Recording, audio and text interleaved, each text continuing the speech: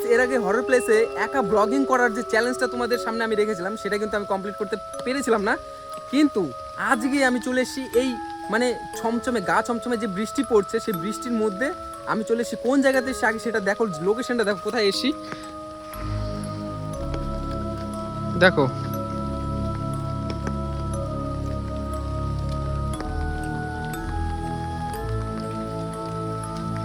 তো গাইস আমি এখন যেই জায়গাতে আছি এই জায়গাটা সম্পর্কে কিন্তু অনেকে অনেক কথা বলে, এখানে নাকি সন্ধ্যার পরেও আসা যায় না, তবে আমি এই বৃষ্টির মধ্যে চলে এসেছি তো তোমাদের শুধু চ্যালেঞ্জটা পূরণ করার জন্য, কারণ এর আগের চ্যালেঞ্জে আমি তোমাদের কাছে হেরে গেছি, আমি নিজের ভয়েরকে কন্ট্রোল করতে পারিনি। আজকে আমি কোনো মতে এখান থেকে পালাবো না, যাই হয়ে যাক যত বড় ঘটনা ঘটুক আমি আজকে যাবো না, তোমাদের পুরো ব্লগটা কমপ্লিট করব এই জঙ্গল এরিয়াতে।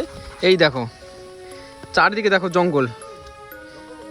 এর আগের দিনের তুলনায় আজকের জায়গাটা কিন্তু একটু বেশি ভয়ানক লাগছে আমার, মানে মনে হচ্ছে না আমি এখানে বেশিক্ষণ টিকতে পারবো।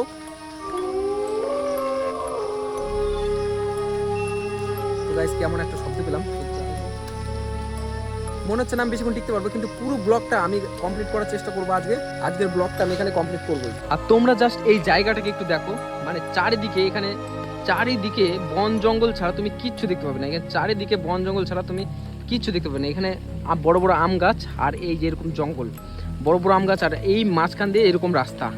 আশেপাশে কিন্তু বাড়িঘর কিচ্ছু নেই আশেপাশে, মানে তোমরা যদি ভাবো যে আশেপাশে বাড়িঘর আছে, হ্যাঁ আমার ভয় লাগছে না, সেটা কিন্তু না, এই আশেপাশে কিন্তু কোনো বাড়িঘর নেই। আমি এখন যেখানে আছি এখান থেকে বাড়িঘর 3 কিলোমিটার দূরে, আর এটা হচ্ছে একটা বাগান, একটা বন জঙ্গল বলতে পারো। মানে আমার বাইকটা রেখে এসেছি আমি রাস্তাতে, আর রাস্তা থেকে মোটামুটি 500 মিটারের মতো আমি ভিতরে ঢুকেছি, তারপরে তোমাদের সামনে এই ভিডিওটা শুট করছি। তবে যাই হয়ে যাক আজকে যা হবে আমার সঙ্গে তোমরা সব দেখতে পাবে লাইভ। তো গাইস জায়গাটা আর মনে হচ্ছে না আমি বেশিক্ষণ টিকতে পারবো। ও মাই গড, এখানে একটা আম গাছ দেখো, মানে আম গাছটা দেখতে কতটা ভয়ানক লাগছে। এই দেখো আম গাছটাকে দেখো, বাপ রে, এই জায়গাতে কেউ একা আসতে পারবে? দেখো অবস্থা, এত ডেঞ্জার লাগছে এই জায়গাটা আমার।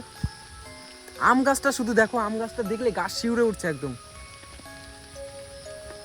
এখানকার মধ্যে সব থেকে ভয়ানক মানে ভয়টা কিসের জন্য লাগছে জানো?